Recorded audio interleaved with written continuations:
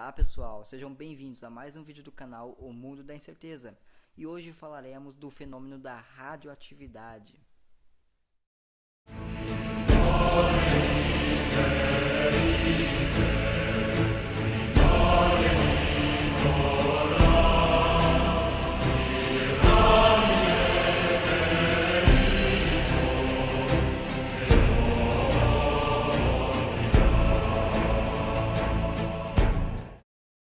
A radioatividade é um fenômeno físico a qual o núcleo de alguns átomos são capazes de emitir radiação de maneira natural ou artificial.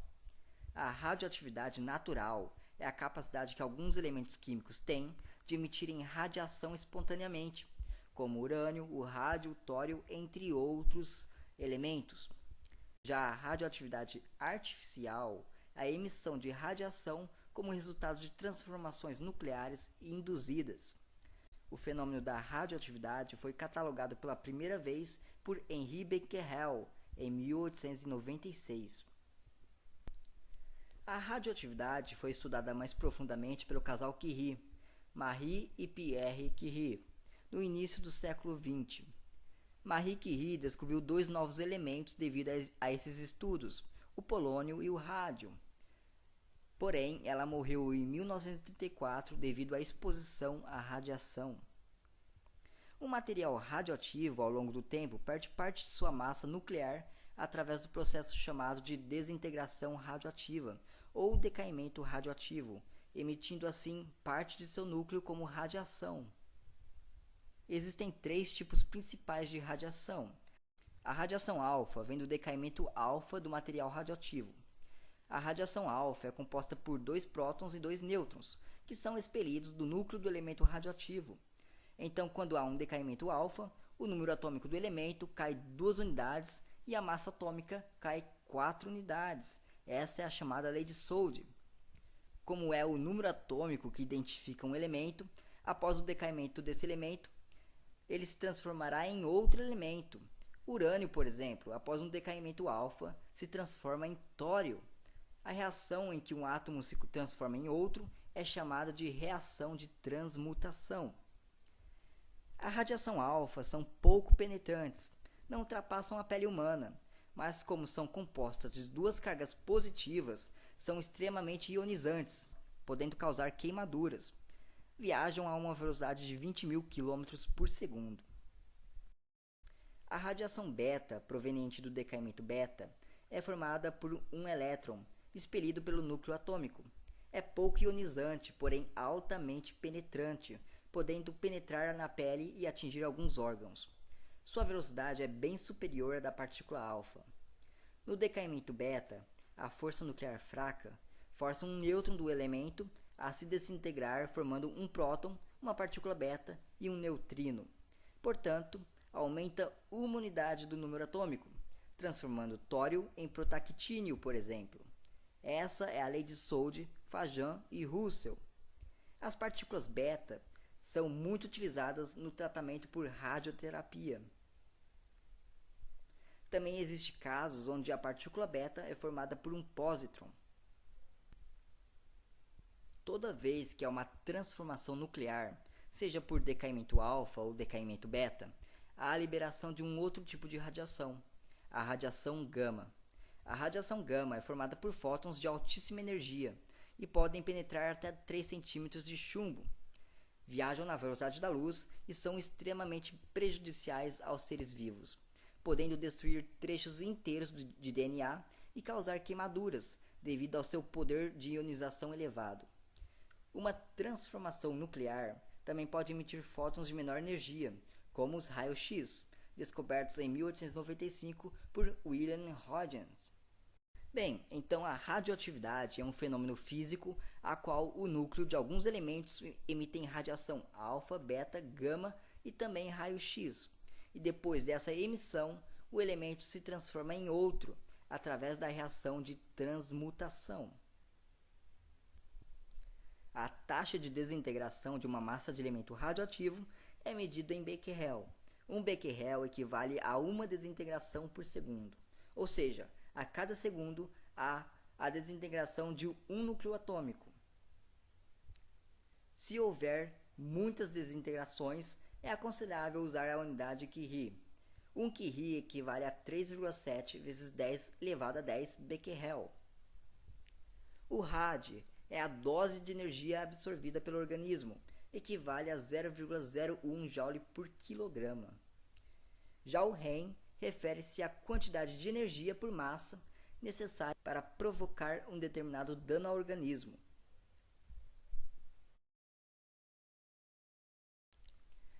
Pode-se calcular a velocidade de desintegração de uma amostra radioativa.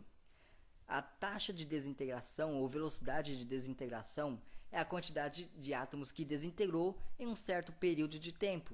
Por exemplo, em uma amostra, 4 átomos se desintegraram em um período de 1 segundo. Então, a velocidade de desintegração dessa amostra é de 4 átomos por segundo. Como a radioatividade é um fenômeno estatístico, quanto maior a quantidade de átomos na amostra, maior a velocidade de desintegração, onde K é chamada de constante radioativa e depende de cada elemento. Agora vem dois conceitos importantes e que possuem nomes parecidos: vida média e meia-vida. A vida média é o tempo médio que leva para todos os átomos na amostra se desintegrarem. Estatisticamente, é o inverso da constante radioativa. Por exemplo, uma amostra de rádio demora 2.300 anos para se desintegrar. Isso significa que, em uma amostra de 2.300 átomos de rádio, haveria uma desintegração a cada 1 ano. Isso comprova o que foi falado. Quanto mais átomos na amostra, mais desintegrações ocorrem no mesmo período de tempo. Agora imagina a quantidade de desintegração de 1 mol de rádio. Não é à toa que o rádio é um dos elementos mais radioativos da natureza. A meia-vida ou período de semidesintegração é o período que leva para metade dos átomos contidos na amostra se desintegrarem. Se no início havia na amostra N0 átomos não desintegrados, após um período P terá N0 sobre 2 núcleos não desintegrados. Após um período 2P terá N0 sobre 4 átomos não desintegrados. E assim por diante. Fazendo algumas continhas de integração, concluímos que a quantidade de núcleos radioativos numa amostra decai exponencialmente com o tempo. Por exemplo, o carbono 14. A meia-vida do carbono 14 é 5.730 anos.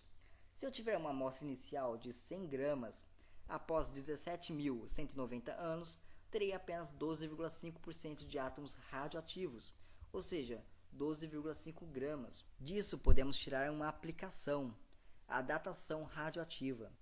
Durante nossa vida, absorvemos em nosso organismo vários isótopos radioativos, como o carbono 14, e esse carbono vai emitindo sua radiação ao longo do tempo, diminuindo assim a quantidade de núcleos ativos.